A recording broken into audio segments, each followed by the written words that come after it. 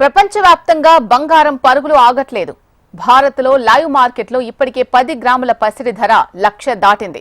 10 గ్రాముల మేలిమి బంగారం ధర 1,260 రూపాయలకు చేరింది. రిటైల్ మార్కెట్లో కూడా ఇవాళ 1,00,000 మార్క్ దాటే ఛాన్స్ కనిపిస్తోంది. 1,00,000 మార్కుకి గోల్డ్ ధర కేవలం 500 రూపాయల దూరంలోనే ఉంది.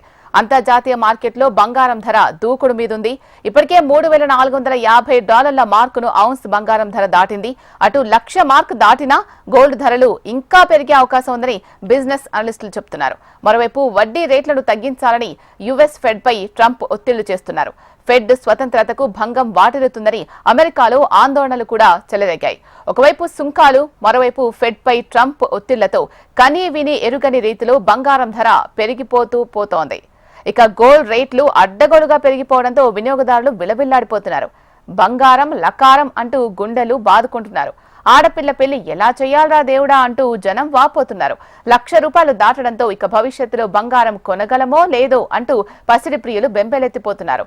మధ్యతరగతి వాళ్లు పెళ్లిళ్లకు బంగారం ఎలా కొనడం ఇక కలగా మిగిలిపోతుందని మరికొందరు వాపోతున్నారు. బంగారం రేట్లు ఇంకా పెరిగే ఛాన్స్ ఉందని మార్కెట్ వర్గాలు చెబుతున్నాయి. దీంతో వినియోగదారుల గుండెలు గుబేలమంటున్నాయి.